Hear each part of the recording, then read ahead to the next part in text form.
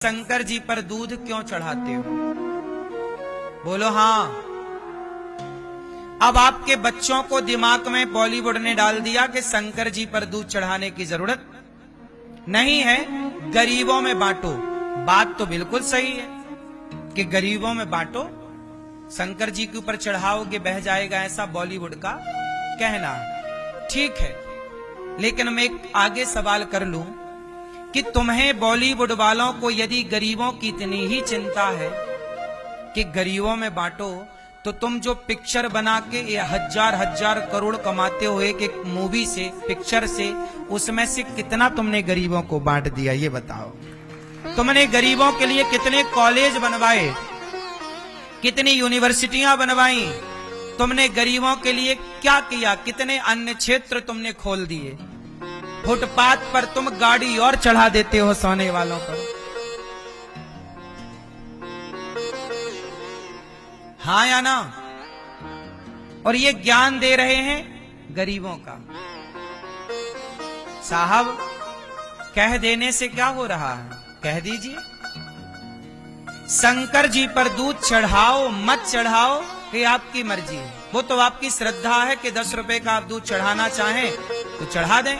मैं कहता हूं आपसे एक सवाल जो कि आपको बॉलीवुड से पूछना था, पर आपके पास अक्ल की थोड़ा कमी है इसलिए पूछ नहीं पाए। हम देते हैं आपको सही ज्ञान। जो सवाल तो कम से कम पूछो। सवाल पूछना बॉलीवुड से कि मुझे बताओ कि शंकर जी पर दूध चढ़ाने से ज्यादा नुकसान है या गरीबों का शराब पीने से ज्यादा नुकसान है? बताओ। घर बिगड़ रहे हैं शंकर जी पर दूध चढ़ाने से बिगड़ रहे हैं या शराब के कारण?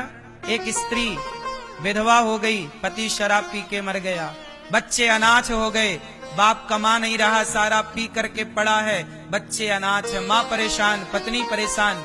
बताओ, शराब ज्यादा नुकसान कर रही है समाज को या दूध ज्यादा हानि पहुंचा रहा शंकर जी पर चढ़ाया गया? उत्तर दो।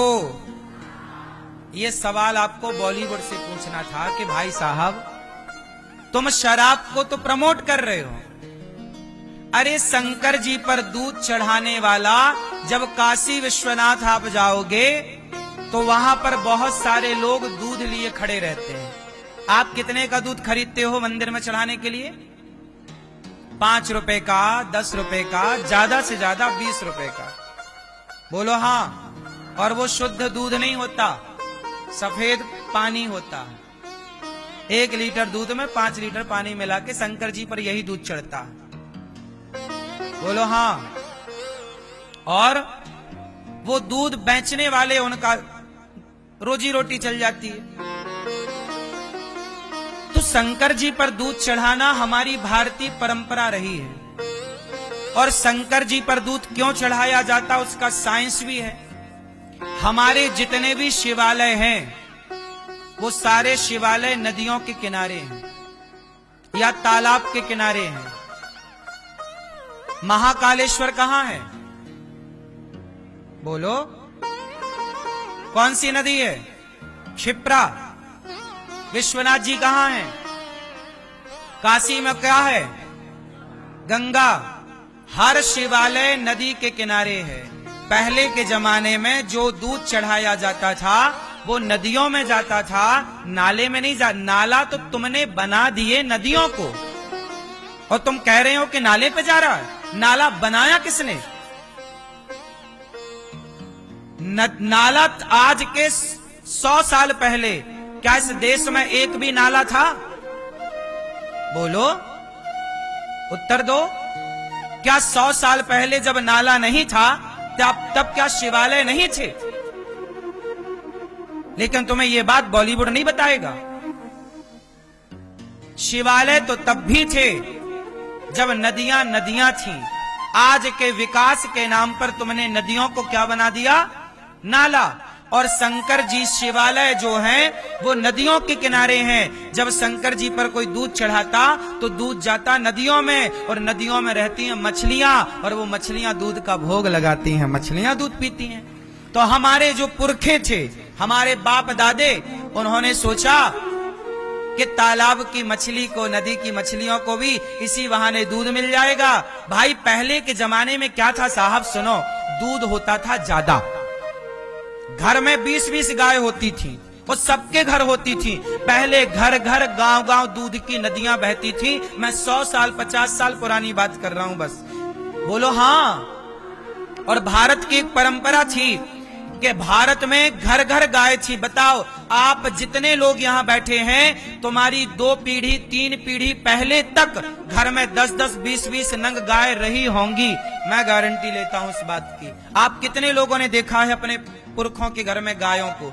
10 नंग, 20 नंग, 50-50 नंग गाय, हाँ या ना? सही है, हम गलत कह रहे हैं? अब बताओ, पहले के जमाने में दूध ज्यादा होता था सबके घर में, और इतना ज्यादा होता था कि कहावत हुई कि भारत में तो दूध की नदियां बहती हैं। बोलो हाँ। सुनो, एक और हमारे देश में बात थी, हमारे यहां दूध कभी बेचा नहीं जाता था। बोलो हाँ। दूध केवल ग्वाला बेच सकता था, ब्राह्मण क्षत्रिय कभी दूध नहीं बेच सकता था। ब्राह्मण को दूध बेचने का अधिकार नहीं है, पाप है। घी बेचने का अधिकार नहीं है, पाप है। तो जब ब्राह्मण के, क्षत्रिय के घर में दूध होता, इतना होता कि पिए ना पीता, तो फिर लोगों ने कहा यार करें क्या? बोले फेंकेंगे तो पाप लगेगा, गोरस है। तो चलो शंकर जी को नहवाते हैं, दूध से पुण्य भी मिल जाएगा और दूध मछलियां भी पी लेंगी। इसलिए शंकर जी पर दूध चढ़ाने की तब परंपरा थी। कब परंपरा? ये शंकर जी पर दूध चढ़ाने की परंपरा आज की है कि लाखों साल पुरानी है? बोलो। तो आज के 100 साल पहले झांक कर देखो तो सही कि भारत था कैसा। हमारे यहां कोई दूध की कमी थी क्या? अब कमी है। तो अब लोग कह रहे हैं कि गरीबों में बांट दो। ठीक है भैया, बांट दो। गौरी गोपाल में तो अखंड रसोई चल रही है, बट ही रहा है गरीबों में, सब में। इन बॉलीवुड वालों से पूछो कि भैया तुमने कितना बांटा? तुम्हारे अन्य क्षेत्र दिखाओ, कहां चला रहे हो? केवल डींगे मार रहे हैं, बातें कर रहे हैं। अब आते हैं दूसरी बात पर। बताओ, तुम्हारे बच्चों को कंफ्यूज कर दिया कि नहीं बॉलीवुड ने? अब तुम्हारे बच्चे शंकर जी के मंदिर नहीं जाते, दूध चढ़ाने से कहते हैं ऐसा नहीं ऐसा। अरे भाई, दूध भी चढ़ाओ और गरीबों की सेवा भी करो, दीन दुखियों की सेवा भी करो, बुराई क्या है? अच्छा ये बताओ, शराब बुरी है कि दूध बुरा है? बोलो मेरी मां, कौन बुरा है? तो आज तक बॉलीवुड ने कोई ऐसी मूवी बनाई जिसमें यह कहा गया हो कि भाई शराब ना पियो, शंकर जी पर दूध ना चढ़ाओ, इसकी मूवी बनी, पर शराब ना पियो इसके कोई मूवी बनी नहीं। शराब तो बेच रहे हैं। कुल मिलाकर शंकर जी पर दूध क्यों? टारगेट सनातन धर्म। एक और बात बताऊं आपको, कल मेरे पास एक बच्चा आया, उसके पिताजी लेकर आए, बिहारी जी का दर्शन करके वो लौटा तो उसके ना जूते चप्पल चोरी हो गए। अब वो लड़का मेरे पास आया, बोले महाराज जी देखो हम दर्शन करने आए, हमारे जूते चप्पल चोरी हो गए। अब देखो ना, आजकल आस्था बनाने में कितना टाइम लग रहा है। लोगों के भीतर श्रद्धा जगाने में बड़ा टाइम लगता है, लेकिन श्रद्धा खत्म होने में बिल्कुल भी टाइम नहीं लगता। अब आप बताओ कि हमारे मंदिरों में मोबाइल चोरी होना, पर्स चोरी होना, जेब कटना, चैन चोरी होना, जूते चप्पल चोरी होना, ये पूरे भारत के मंदिरों में कॉमन सा नहीं हो गया है? बोलो। अब मैं आपको एक बात बताऊं कि यह भी एक षड्यंत्र है।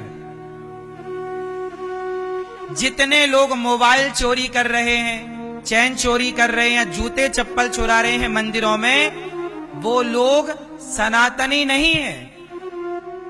रूप बदलकर, कपड़े पहनकर, तिलक लगा के कोई भी आ जाए। आप लोगों के जूते चोरी होना, पर्स चोरी होना। अब सोचिए आप बिहारी जी गए, माना उदाहरण, और आप बिहारी जी गए और आपका मोबाइल चोरी हो गया, तो आपकी श्रद्धा बनेगी कि बिगड़ेगी? बोलो। इससे क्या हो रहा है कि सनातन धर्म में इस तरह से श्रद्धा पर प्रहार किया जा रहा है। किसी भी तरह से बॉलीवुड अपना काम कर रहा है, मूवियां बना बना के गलत, सनातन को बदनाम और बर्बाद करने के लिए। और ये षड्यंत्र अलग चल रहा है। चोरी, आपको पता है कथाओं में चोरी करने वालों के गिरोह चलते हैं, जत्था नहीं चलता, जत्था चलता है। उन्हें ट्रेनिंग दी जाती है चोरी कैसे करना है। ये कोई सनातनी थोड़ी है। जैसे आतंकवादी, आतंक की शिक्षा पाकिस्तान दे रहा है, उसी तरह यह भी एक सनातन पर आतंक है। आपका मोबाइल चोरी होता है तीर्थ स्थान पर, आपकी श्रद्धा समाप्त हो जाती है। यार अगली बार नहीं आएंगे, हमारा मोबाइल चोरी हो गया। बात समझ में आ रही है आप लोगों को? इसलिए सनातन धर्म को बदनाम करने के लिए ये चैन चोरी मंदिरों में ही क्यों हो रहा है, कथाओं में ही क्यों हो रहा है?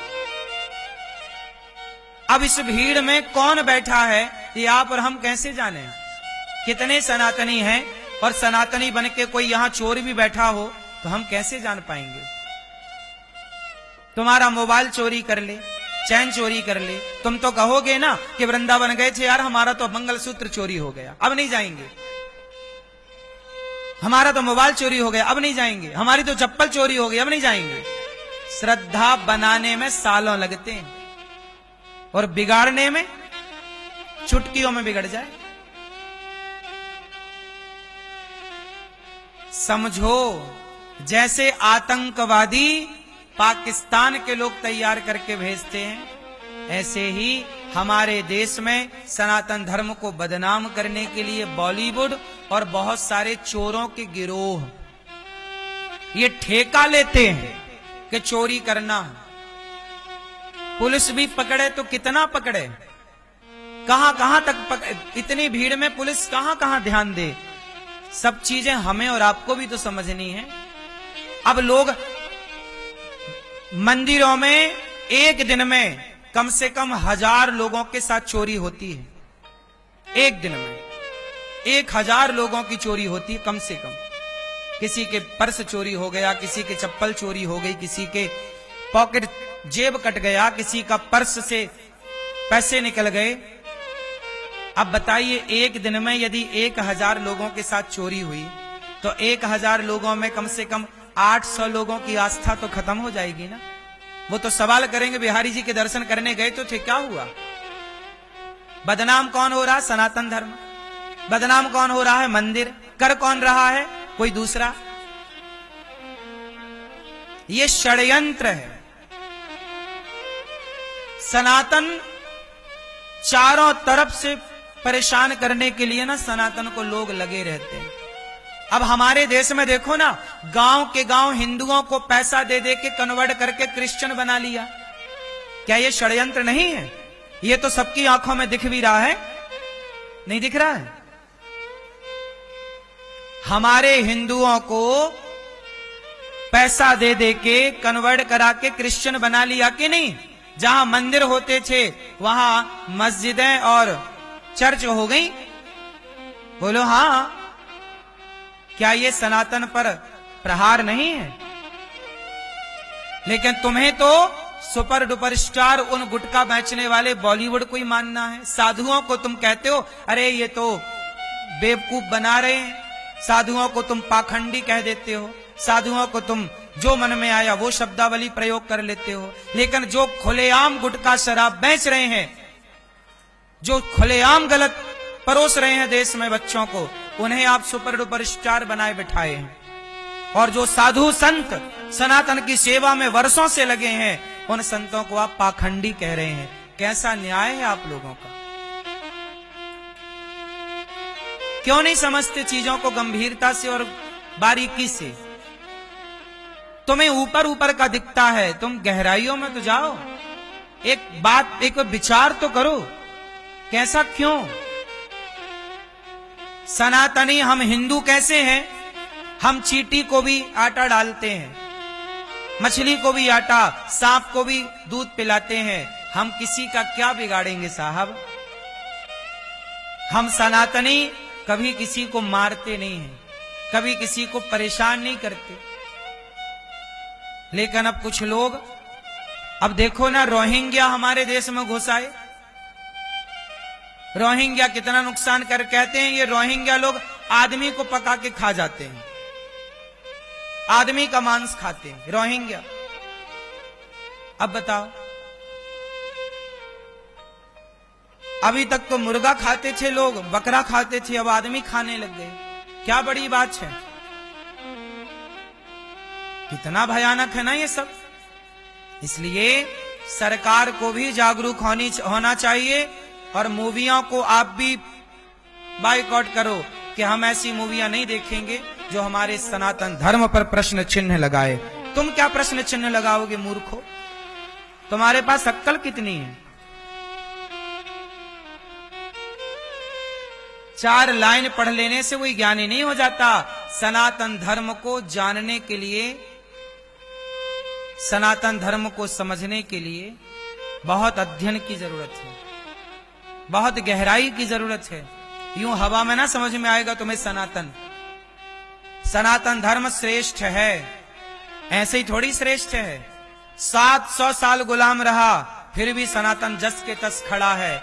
कोई तो बात होगी, वरना कोई इतने साल गुलाम रहे तो पूरा कन्वर्ट हो जाता। कितने देश गुलामी के बाद खत्म हो गया उनका अस्तित्व, लेकिन हमारा अस्तित्व यदि जीवित है तो कोई बल तो होगा, कोई शक्ति तो है।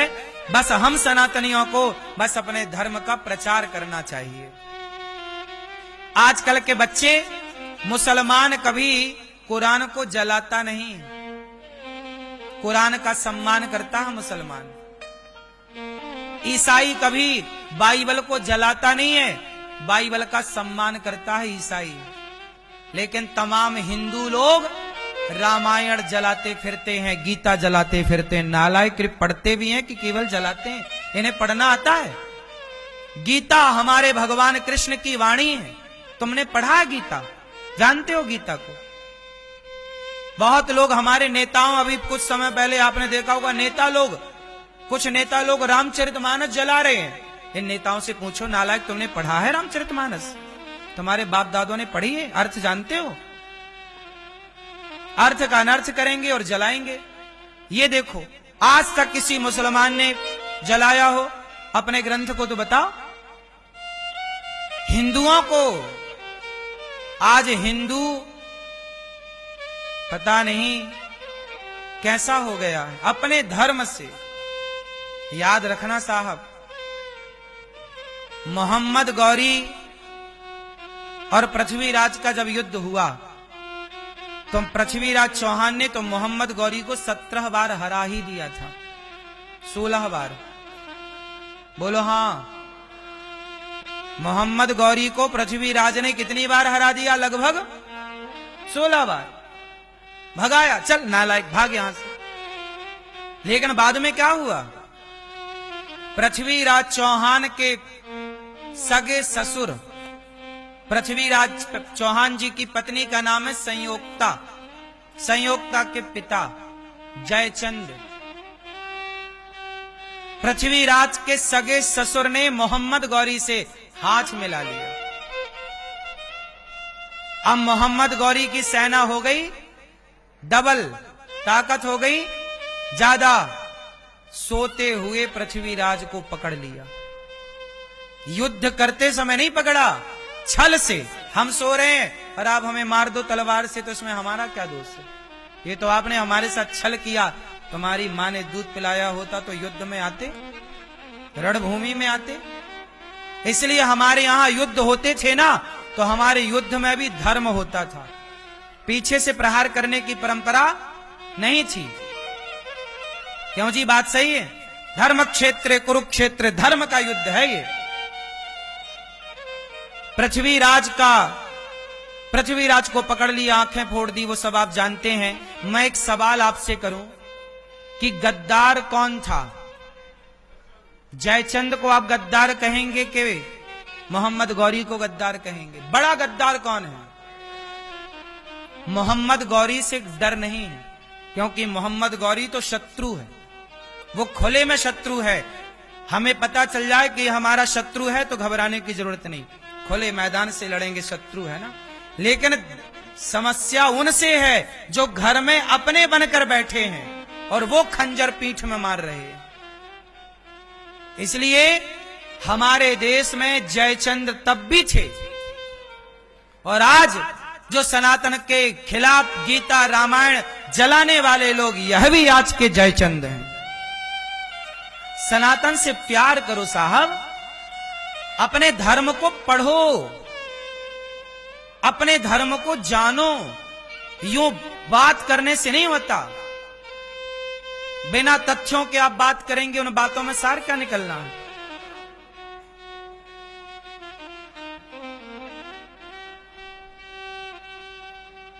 बड़ी बातें हैं साहब।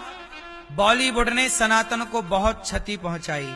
अंग्रेजों ने 200 साल में और मुगलों ने 500 साल में जितनी क्षति भारत को पहुंचाई, उससे ज्यादा 70-80 सालों में बॉलीवुड ने भारत देश को, सनातन को क्षति पहुंचा दी।